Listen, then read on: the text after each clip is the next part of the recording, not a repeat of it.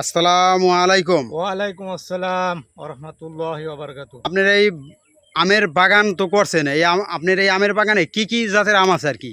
এইখানে বিভিন্ন জাতের আম আছে, তবে বেশি হলো হাড়িভাঙ্গা, হিমসাগর, আমরুপালি, আম বাড়ি ফোর, এরকম আম করছেন। তাই আম যদি আশ্বিনা আছে, কিউজেই আছে। অনেক পদের জাত আছে আর কি। তো এই যে আম, এই আম যদি কেউ নিতে চায় দিতে পারবেন? হ্যাঁ, অবশ্যই দিতে পারো। এখন তো আম শেষ পর্যায়ে, তারপরে যা আছে এগুলো দেওয়া যাবে। দেওয়া যাবে। আম কি হুম। শুধু বিক্রি করেন কি খুচরাই না পাইকারিও সেল না, দেন? পাইকারিও বিক্রি করছি, খুচরাও বিক্রি করছি। খুচরাও বিক্রি হুম। করছেন। এই আম মাসে কয়বার স্প্রে করা লাগে? মানে বইলে আসার না, পরে? এটা সরকারি নিয়ম অনুযায়ী 4টে স্প্রে করা লাগে। এটা যখন মানে আম ধরবে ওই অবস্থায় কয়টা স্প্রে করা লাগে? আম যখন মুকুল আসবে গাছে, আসার আগে একটা স্প্রে, মুকুল যখন গাছে আসবে তখন একটা স্প্রে, যখন মুকুল ফুটে আহ, মটর দানার মতন হইবে, গুটি হইবে আমে, তখন একটা স্প্রে, এবং যখন আম ডাসা ডাস হবে মানে আটি শক্ত হওয়ার আগে একটা স্প্রে। এই মোট 4টা একটা স্প্রে স্প্রে করা করা লাগে। লাগে। কোনো আকার ভেদে দুইটা, একটা দুইটা বেশিও করা লাগে। আপনার এই বাগানে যে আমের চাষ করছেন এটা কি চারার আম নাকি কলম্বো না, আম? এগুলো সব কলমের গাছ। কলম্বো, এই কলম্বো গাছ লাগানোর কতদিন পরে আম আসে? এটা যে বছর লাগাইছে ওই বছরই আম আসছে, কিন্তু ওই বছর আমরা রাখি নাই, পরবর্তী বছর থেকে রাখা শুরু করছি। আম চাষে কেমন লাভবান? এইখানে ফল, যে কোনো ফলেই লাভ আছে। তো এটা বিঘা প্রতি কত টাকা থাকে আর কি? ওই রকম ভাবে হিসাব করা যায় না, যে এই বছর মোটামুটি, যেমন গত বছর ফলন ছিল না, এই বছর আলহামদুলিল্লাহ ভালো হয়েছিল।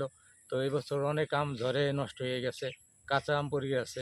কাঁচা আম তা পড়ে গেছে। সব কিছু মিলিয়ে যেমন আমার ওই যে 25-30 মনের মতন কাঁচা আম পড়ছে। তো ওইগুলো তো অল্প দামে বিক্রি করে দিতে হয়েছে, ওইটার কোনো হিসাব না। ওই ওই 25 মন আম থাকলে এখন 50 মনে দাঁড়াইতো। 50 কারণ মনে তখন দাঁড়াইতো। ছোট ছিল। তাও মোটামুটি আমার বাগান থেকে আমি 2.5 লক্ষ টাকার মতো বিক্রি করছি, আরো বিক্রি করবো আরো ইনশাল্লাহ। বিক্রি করবেন? জি। 1 বিঘা বইতে 2.5 লক্ষ টাকা বিক্রি করা যায়? না আরো বেশি করা বেশি যায়? করা যায়, আরো বেশি করা যদি যায়। হয়, হয়তো যদি পারে, হয় তাহলে বিঘা প্রতি 2.5 লক্ষ টাকার বেশি ইনকাম করা হয়। ইনকাম করা যায়। এটা কি কি সার ব্যবহার করা লাগে আম গাছে? আম গাছের সাধারণত ড্যাপ, এমওপি এবং ইউরিয়া, এই তিনটা হলো কমন। তারপরে ভিটামিন জাতীয় যেমন আছে বোরন, দস্তা, ম্যাগনেসিয়াম, তারপরে জিপসাম, এগুলো দেওয়া লাগে। এগুলো দেওয়া পরে। তো এই কলম্বো গাছের আম এটা কত বছর ধরে খাওয়া যায় আর কি? বিক্রি এটা করা যায় আম বা গাছ, আমরা যেহেতু আমরা ট্রেনিং করছি, আম গাছ সাধারণত আহ, 50 থেকে 100 বছর পর্যন্ত ফল দেয়। 100 বছর তবে পর্যন্ত গাছ ফল দেয়? একটু পুরনো হয়ে গেলে আবার পুনিং করে দিতে হয়। পুনিং করলে, যেমন ডালপালা ছাঁটাই করলে নতুন করে আবার ফল দেওয়া শুরু করে।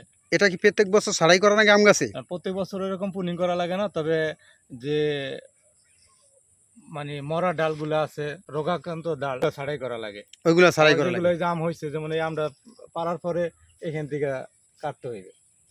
ওখান থেকে কাটতে হ্যাঁ, হবে। যে আম চাষ করছেন এই আপনারা এই আম এক একটা জাতের কতটুকু পরিমাণ ওজন হয়? কি কি আমে কতটুকু পরিমাণ এইটা ওজন? ওইটা বলা যাবে না। যেমন হাড়িভাঙ্গা 3টা 4টা কেজি। কেজি? হ্যাঁ, আর রূপালি 4টা 5টা 6টা এরকম কেজি হয়। কেজি হয়? হিমসাগর 3টা 4টা কেজি। 3টা 4টা কেজি। তাই তারপরে এই যে আশ্বিন আছে, এগুলা দুইটা দুইটা তিনটা 2টা কেজি হয়। 2টা কেজি হয়। হ্যাঁ, তাই আম চাষে মানে পরিশ্রমটা আবার কিরকম? আমার এখানে এমন আম আছে, একটা 2.5 কেজি 3 কেজি হয়। এটা কি আম? ওটা কিউজাই। কিউজে? হুম, এটা কি গাছে ফল আছে? এখন বর্তমানে নাই। আপনার এই বাগানে সবথেকে কোন জাতের আমটার দাম বেশি? আমার এখানে দামি আম বলতে কিউজাই আছে, পালমাল আছে, আমেরিকান রেড পালমাল যেটা কয়, ওইটা আছে। ওইটা আছে। আর এই যে বাগানটা করছেন এই আম চাষের মানে পরিশ্রমটা কিরকম? আম চাষে একটু পরিচর্যার ব্যাপারটা একটু বেশি, বেশি? বেশি পরিচর্যা করা লাগে। এই যে আম গাছে যে আপনি পলি বা ওয়ান টাইম এই যে কি কয় যে সুগিন ব্যাগ ব্যবহার করছেন এইগুলো কেন আমে ব্যবহার করেন? এটা হলো একটা লেট ভ্যারাইটি আম, এটার নাম হলো গরুমতি আম। এই যে আমটা, হুম। এটা গরুমতি আম। এটা গরুমতি আম। বাংলাদেশে সবচাইতে লেটে পাকে। এটা কি সব থেকে দেরিতে পাকে? হ্যাঁ, এটা সবচেয়ে দেরিতে পাকে। আর এই আমরা খাইতে অনেক সুস্বাদু, অনেক মিষ্টি। হ্যাঁ, আপনার বাগানে তো দেখতেছি প্রত্যেক এই গাছে আমরা ঝুলতে আছে আম, কিন্তু আপনি পলি ব্যবহার না করিয়া আপনি ব্যবহার করছেন হলো এই যে সুকিন ব্যাগ। কিন্তু আসলে এটা কিন্তু অ্যাকচুয়ালি, এই যে সুকিন ব্যাগটা যে ব্যবহার করছেন আমি মনে করি এটা ভালো হয়েছে। কেন? পলিটিনে কিন্তু আপনার ক্ষতি করে। না না, অ্যাকচুয়ালি এটার জন্য আমের ব্যাগিং আছে, আলাদা ব্যাগিং আছে। হ্যাঁ, হ্যাঁ। তো ওই ব্যাগিংটা আমাদের এখানে অ্যাভেলেবেল পাওয়া যায় না। তাই? তো না পাওয়ার কারণে আমরা এই হাতের কাছে যেটা পাইছি ওইটা দিয়ে করছি আর কি। বুঝছি, এই যে এই আমের পলি বা ব্যাগিং করলে ভালো হয়। এই টিস্যু ব্যাগটা করছি, কারণ টিস্যু ব্যাগটার হলো এটাই যে টিস্যু ব্যাগটা পানি ধারণ করে না, হুম। পানি পড়ে যায়, এই কারণে ভালো হয়। আর এই যে পলি করলে এটা কি? পলি আমের জন্য না, অ্যাকচুয়ালি পলি করলে এটার ভিতরে ঘামে আমরা একটু ফাটা ফাটা ভাব হয়। ও তাহলে পলির থেকে কি আপনার কি এই যে টিস্যুটা ভালো হয়। এই যে এই ব্যাগ করলে ভালো হয়? টিস্যু ব্যাগ করলে ভালো হয়? টিস্যু ব্যাগটা ভালো হয়। ও টিস্যু ব্যাগের চাইতে যেটা আমের জন্য একটা ব্যাগ আছে কার্বন ব্যাগ, ওই কার্বন ব্যাগটা সবচেয়ে ভালো হয়, তো ওইটা আমাদের এখানে অ্যাভেলেবেল না, নাই। এই জন্য আমরা এই টিস্যুগুলো করা হয়েছে। মামা আপনার গাছে যে এত পরিমাণ আম ধরছে মানে কোয়ার মতন না, আমি মানে বের পাইতাছি না, দেখছেন এত সুন্দর আলহামদুলিল্লাহ, চাহিদা না হাতে পুরা হাত বর্গে গেছে। এই গাছে এরকমই না, আরো ছিল। আমি তো তিনটা আম এই যে দেখেন হাতের ভিতরে বের পাইতাছি না, এত পরিমাণ আম ধরছে আপনার। আলহামদুলিল্লাহ মাশাআল্লাহ, আল্লাহ দিলে তো কম দেয় না। আপনাদেরকে দেখাইতেছি যে আমের সাইজ আলহামদুলিল্লাহ পুরা মুঠ ভরে গেছে। তো দেখেন আপনারা যদি আম চাষ করেন তাহলে চারা দেওয়া যাবে, যে কোনো আমের চারা আমাদের সাথে যোগাযোগ করলে আমরা সংগ্রহ করে চারা দিতে পারবো। আজকে সকালে দেওয়া হয়েছে। এই যে আপনি ব্যবহার করছেন, এটা মানে ব্যবহার করলে কি হয়, মানে এটা তো আপনি পোক মানে এটারে বলে সেক্স ফেরোমন ফাঁদ। এটা কিসের জন্য ব্যবহার করেন বাগানে? এটা পোকা দমন করার জন্য।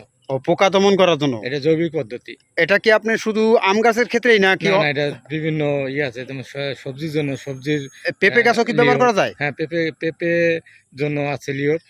এটা হলো আম পেয়ারার জন্য এই আর লিওরটা। পেঁপের জন্য আলাদা লিওর। আলাদা লিওর। হ্যাঁ। তো দর্শক আপনারা এই যে আম চাষ করলে এরকম একটা ব্যবহার করতে, এটার নাম কি? এটা হলো সেক্স ফেরোমন ফাঁদ। ফাঁদগুলো ব্যবহার করবেন। এটা আরেকটা আছে, এই যে এটার নাম কি? হলুদ আঠা এটাকে বলে। হলুদ আঠা, মানে এটা পোকা দমন করার জন্য। পোকা দমন করে, এই যে অসংখ্য পোকা পড়ছে, এই যে দেখছেন দর্শক, এইভাবে ফাঁদ ব্যবহার করে পোকা দমন করতে হবে। এইগুলো ব্যবহার করলে মানে বিষমুক্ত রাখার জন্য, এগুলা এটা মানে বিষ মুক্ত রাখার জন্য এগুলো ব্যবহার করলে বেশি বিষ ব্যবহার করা লাগে না। আমরা সুন্দর একটা সিস্টেম জানতে পারলাম যে এই ফাঁদগুলো ব্যবহার করলে বিষ ব্যবহার করা লাগে না, বিষমুক্ত আর কি আম আপনারা খাইতে পারবেন এই বাগানে আসলে, কারণ এটা ফাঁদের মাধ্যমে পোক দমন করা হয়। আলহামদুলিল্লাহ, এটা একটা ঝিনুক আশিনা বলে, এই আমটা অনেক সুন্দর হয়েছে, এটা ফলনও ভালো। আর আমটা অনেক আশিনা, অনেকে বলে যে মিষ্টি হয় না, টক হয়। তো যারা মিষ্টি আশিনা আমের ভিতরে মিষ্টি খাইতে চান আমার এখানে আসবেন। এই আমটা মানে অনেক মিষ্টি, এটা কি দুধ দিয়েও খাওয়া যাবে? এই আশিনা আম আমার এখানে দুধ দিয়েও খাওয়া যায়। দুধ দিয়েও খাওয়া যায়? খাইছি, আলহামদুলিল্লাহ এটা খুব ভালো, অনেক মিষ্টি হয়। মামা আপনার নামটা কি একটু বলা যাবে? জি, আমার নাম মোহাম্মদ শহীদুল। আপনি এই জগতের ভিতরে কত বছর ধরে আছেন, মানে এই কৃষি কাজের ভিতরে? কৃষি কাজ, আমাদের ফ্যামিলিটা কৃষি ফ্যামিলি, তাই কৃষি নির্ভরশীল, আমরা আগে থেকে কৃষি কাজ করি। আর এর ভিতরে অন্যান্য কাজকর্ম করা হয়, বিদেশে ছিলাম আমি। তাই তো এখন এই বাগান করা হয়েছে 8 বছর। 8 বছর ধরে আপনি এই বাগানটা করছেন? জি। এর ভিতরে কি কোনো লস খাইছেন না শুধু লাভই দেখছেন? না, লসের কোনো কথা না, কৃষিতে আসলে ওরকম লস হয় না। আজকের ভিডিও এ পর্যন্তই। ভালো থাকবেন, সুস্থ থাকবেন। আসসালামু আলাইকুম।